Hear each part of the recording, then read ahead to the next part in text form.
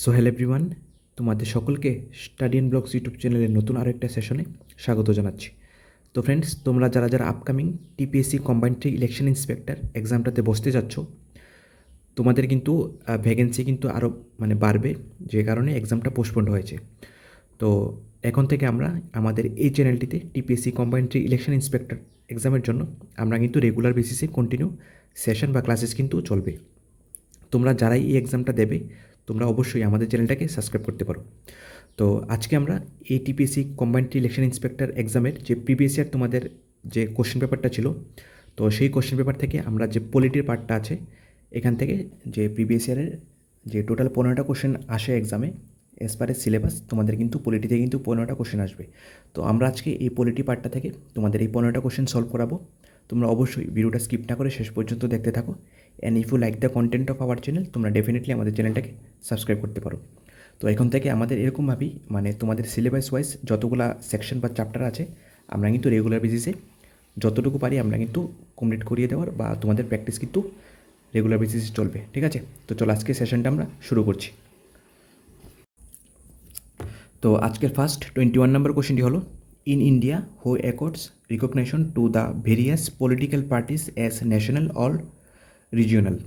ঠিক আছে, ভারতের মধ্যে কোন পার্টিটা ন্যাশনাল পার্টি এবং কোন পার্টিটা আঞ্চলিক পার্টি। দেখো, ন্যাশনাল পার্টি হতে গেলে তাকে কিছু terms and condition okay follow করতে, ওর কিছু টার্মস অ্যান্ড কন্ডিশন ওর মধ্যে থাকতে লাগবে, এবং রিজিওনাল পার্টি হতে গেলেও ওর কিছু টার্মস অ্যান্ড কন্ডিশন তার মধ্যে থাকতে লাগবে। তো এটাকে কে মান্যতা দেবে যে সেই পার্টিটা ন্যাশনাল নাকি রিজিওনাল? তো option A the president, option B the parliament, option C the election commission, নাকি option D none of this. তো এটা সঠিক অ্যান্সার হয়ে যাবে option number C, the election commission.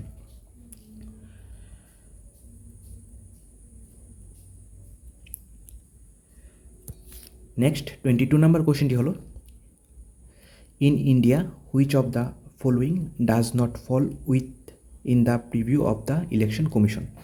Option number A election of the prime minister, option B conduct of the election of the president, option C assignment of symbol to political parties, নাকি option D election to state Assembly's.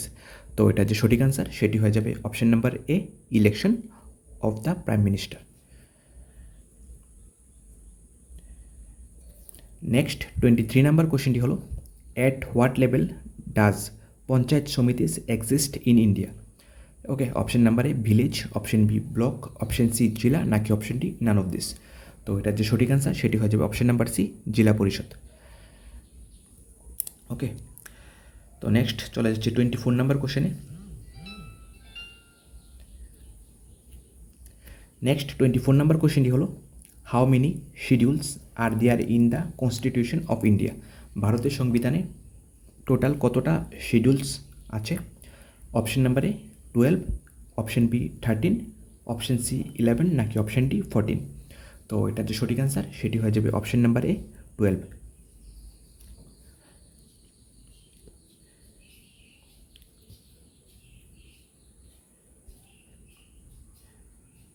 Next 25 নম্বর কোশ্চেনটি হলো, the sarpanch who is the chairman of the village panchayat is option number A nominated by district officer, option number B elected by the panchayat from amongst its members, option number C elected by the panchayat from amongst person who are the not member of the panchayat, নাকি option D none of this. ঠিক আছে, তো কোশ্চেনটা কি বলেছে? সারপঞ্চ মানে প্রধান। ঠিক আছে, who is the chairman of the village panchayat. ঠিক আছে, সে কিভাবে নির্বাচিত হয়? তো এটা সঠিক অ্যান্সারটি হবে অপশন নাম্বার বি। ওকে, এটা সঠিক অ্যান্সারটি হয়ে যাবে option number B, elected by the panchayat amongst its member. ঠিক আছে, মানে পঞ্চায়েতের মধ্যে, একটি পঞ্চায়েতের মধ্যে যতজন মেম্বার্স ইলেক্টেড হবে তার মধ্যে একজনকে, সেই মেম্বার্সরা বসে কিন্তু মিটিংয়ের মধ্যে একজনকে তার মধ্যে থেকে প্রধান এবং উপপ্রধান নির্বাচিত করবে। ঠিক আছে, তো এটারও আনসারটি হয়ে যাবে অপশন নাম্বার বি।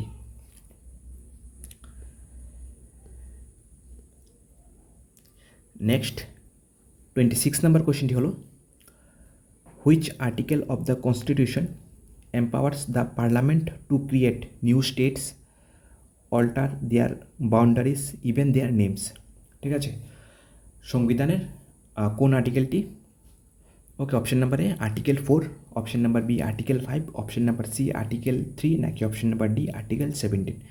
তো এটার যে সঠিক আনসারটি হবে নিউ স্টেটস, ঠিক আছে, ফরমেশন ক্রিয়েট নিউ স্টেটস, এটা বলা হয়েছে সংবিধানের আর্টিকেল 3 এর মধ্যে। তো চলো নেক্সট কোশ্চেনটিতে চলে যাই।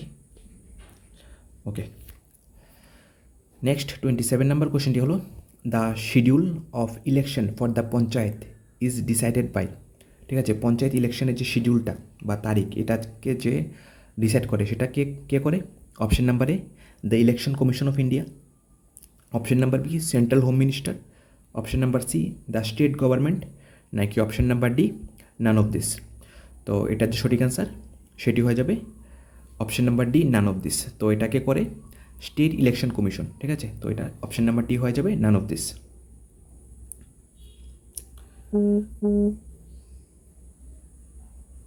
নেক্সট 28 নম্বর কোশ্চেনটি হলো what is the lowest unit of the panchayat Raj system, ঠিক আছে, পঞ্চায়েত রাজ সিস্টেমের যে সবচেয়ে নিচের স্তর সেটি কি? Option number A village panchayat, option B panchayat samiti, option number C zila parishad, নাকি option number D village committee? তো এটার যে সঠিক অ্যান্সার সেটি হয়ে যাবে option number A village panchayat.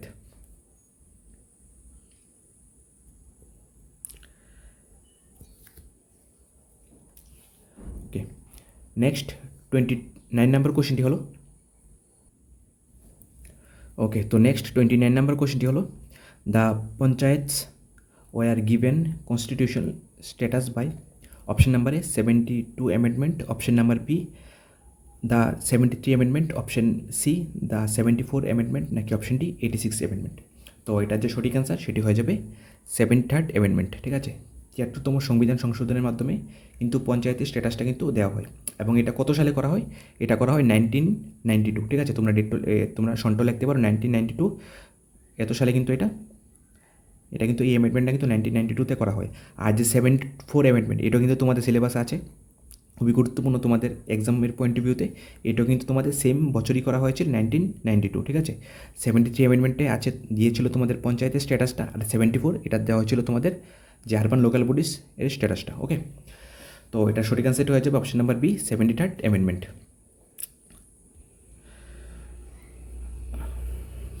তো চলে যাচ্ছি নেক্সট 30 নম্বর কোশ্চেনটিতে। ওকে, নেক্সট 30 নম্বর কোশ্চেনটি হলো under the constitution of India which one of the following is not fundamental duty, ঠিক আছে, নিম্নলিখিত চারটির মধ্যে ভারতের সংবিধানের মধ্যে যে ফান্ডামেন্টাল ডিউটিসগুলো দিয়েছে আমাদেরকে বা সব দেশের নাগরিকদের, তাদের মধ্যে নিম্নলিখিত চারটার মধ্যে কোনটা অপশনের মধ্যে তোমরা সিলেক্ট করবে যেটা কিন্তু ফান্ডামেন্টাল ডিউটিস কিন্তু না? Option number A to vote in public election, option number B to develop the scientific temper, option C to safeguard public property, নাকি option D to abide the constitution and respect its ideas? তো এটা সঠিক অ্যান্সারটি হবে option number B to develop the scientific temper. Okay, তো next কোশ্চেনটি দেখি। আচ্ছা, এটা নেক্সট ত্রিপুরার কোশ্চেন এসে গেছে। তো আজকে কিন্তু তোমাদের সেশনটা কমপ্লিট, মানে তোমাদের যে কনস্টিটিউশন থেকে যে পার্টটা এটা কিন্তু আজকে সেশনটাতে কমপ্লিট। তো এরকমভাবে আমাদের যে তোমাদের টিপিএসসি কম্বাইন্ড এক্সামিনেশনটাকে টার্গেট করে আমাদের কিন্তু এখন ডেলি বেসিসে কিন্তু তোমাদের ক্লাসেস কন্টিনিউ থাকবে। তো তোমরা যারাই চ্যানেলে নতুন আছো তোমরা অবশ্যই আমাদের চ্যানেলটাকে সাবস্ক্রাইব করতে পারো। ওকে, আর আমরা এই এক্সামটার জন্য একটা সেপারেট প্লেলিস্ট ক্রিয়েট করে দেবো, ঠিক আছে। আমরা কিন্তু এর আগে যে তোমাদের সাবজোনাল এক্সামটা ছিল টিটিআরসির আমরা কিন্তু ওইখানেও কিন্তু আমাদের কিন্তু প্রপার তোমাদের ক্লাসেস আমরা করিয়েছিলাম, ঠিক আছে। ম্যাক্সিমাম ক্যান্ডিডেটস আমাদের কিন্তু ভালো রেজাল্ট করেছে, যদিও কোশ্চেনটা এরকম ছিল না, মানে এক্সপেক্টেড ছিল না, তবুও কিন্তু মোটামুটি অনেকজনই কিন্তু আমাদের যারা সাবস্ক্রাইবার বা যারা আমাদের পেড কোর্সের ইউজার ছিল তারা কিন্তু মোটামুটি অনেকেই ভালো স্কোর করেছে। ওকে, তো এরকমভাবে কিন্তু এখন আমাদের নেক্সট টার্গেট হলো তোমাদের টিপিএসসি কম্বাইন্ড্রি। ওকে, যেহেতু তোমাদের আরও এখন অনেকগুলো পোস্ট নতুন অ্যাড হবে, তো তোমরা যারাই এই এক্সামটাকে টার্গেট করছো বা টার্গেট করবে ভাবছো, তোমরা কিন্তু দেরি করবে না, এখন থেকে কিন্তু ভালো করে প্রিপারেশন শুরু করে দাও। উইদিন কিছু দিনের মধ্যে কিন্তু তোমাদের যে তোমাদের ভ্যাকেন্সি কিন্তু সবটা ডিটেলস কিন্তু বের হয়ে যাবে, যে নতুন পোস্ট অ্যাড হবে শুনছি যে তোমাদের রেভিনিউ ইন্সপেক্টরের পোস্ট কিন্তু অ্যাড হতে পারে, ঠিক আছে।